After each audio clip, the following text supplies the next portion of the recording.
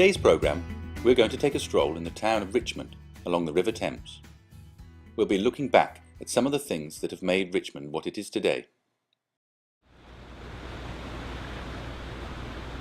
The Richmond half-tide lock and weir and its footbridge were opened officially by the Duke and Duchess of York in 1894.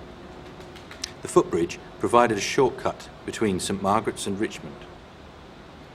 Originally, there was a penny toll to use the footbridge. The toll booth with its turnstile is still in position on the Surrey side of the footbridge.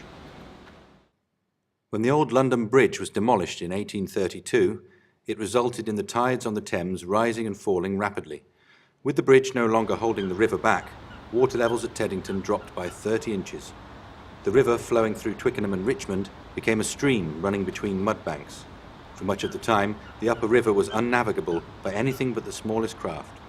As the tide comes in from the sea, the sluice gates, or weirs, are raised into the bridge structure above, allowing ships and boats to pass through. Then, after the tide turns and begins flowing back to the sea again, the weirs are lowered. This holds the water levels between the lock and Teddington at half tide. With the weirs lowered, large boats use the conventional barge lock. Owners of smaller crafts can pull their boats over the weir on a series of rollers. A short walk from the lock, crossing the towpath, lies the King's Meridian line that cuts across the old Deer Park from the King's Observatory at Kew. The Meridian and the observatory were built at the request of King George III, who was a keen astronomer, in order to observe the transit of Venus in 1769. Two obelisks stand silently by the river and mark due south. A third obelisk, marking true north, was placed on the opposite side of the observatory. The obelisks were used to adjust the transit instruments at the observatory. The towpath along the river is well used by pedestrians going for a stroll and cyclists. The same can be said for the river, with a constant flow of boats of all shapes and sizes. Pleasure boats, sailing boats, luxury yachts, canoeists and rowers. All of them make good use of the river. There are many water birds that can be seen along the path of the River Thames.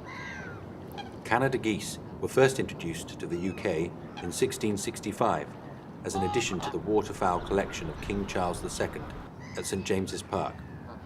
Canada geese can live for up to 30 years in captivity, but their average lifespan is 15 to 20 years in the wild.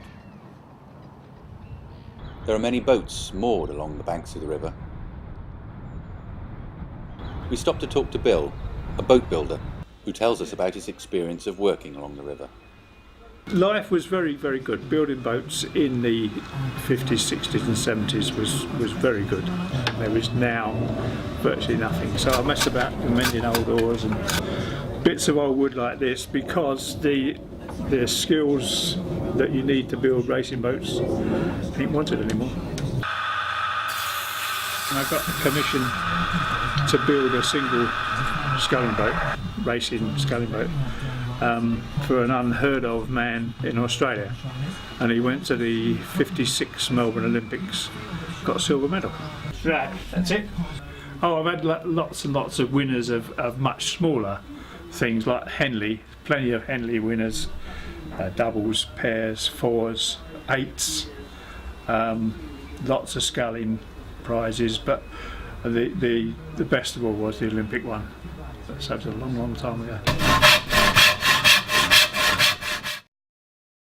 The view across the River Thames from the top of Richmond Hill has long been famous and is the only view in England to be protected by Act of Parliament, the Richmond, Ham and Petersham Open Spaces Act, which was passed in 1902. This famous view has long inspired artists and writers such as Joshua Reynolds, J.M.W. Turner and Walter Scott. Looking across the River Thames from the top of Richmond Hill, the chimneys and rooftops of Ham House rise out of the mist. A unique 17th century treasure trove, Ham House was one of a series of grand palaces alongside the River Thames. Ham House was the primary residence of Elizabeth Maitland, Duchess of Lauderdale, and a member of the secret organisation known as the Sealed Knot, supporting Charles II during his exile.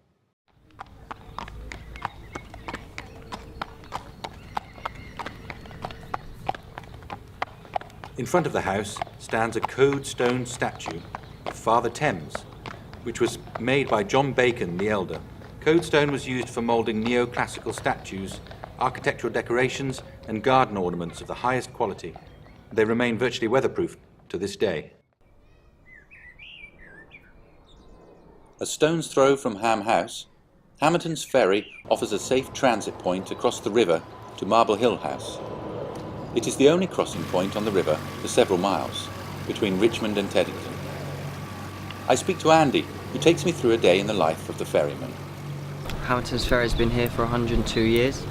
There used to be a ferry up the river next to the White Swan, but they had a big argument in a court case, and then Mr. Hamilton won his court case here, and the ferry's been here ever since.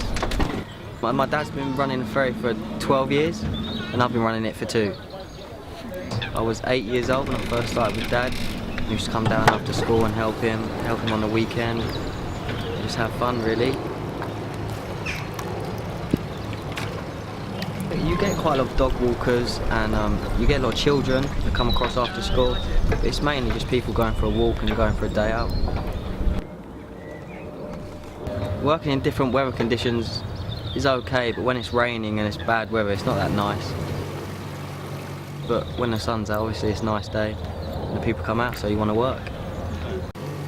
The best thing about the ferry is just meeting people and interacting with people, the locals, just getting to know them and what they do, and why they come and use the ferry, and also how they ask us what we've done around the boatyard to improve it.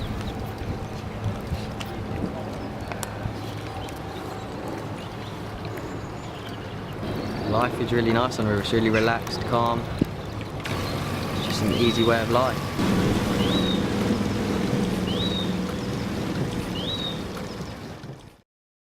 Facing Ham House on the opposite bank of the river, in 66 acres of dramatic parkland, stands the Palladian villa of Marble Hill House. It was built in 1724 for Henrietta Howard, Countess of Suffolk. She was the mistress of King George II when he was Prince of Wales. The house and gardens were intended as an Arcadian retreat from crowded 18th century London. According to local tradition, a tunnel running underneath the Thames connects Ham House and Marble Hill House, paralleling the route of the ferry. However, there is no evidence that this is the case. I've visited Richmond Lock, travelled back in time across the King's Meridian, admired the famous view from Richmond Hill. I've crossed the river on a ferry that links Ham House to Marble Hill House. There is so much more to see here in Richmond.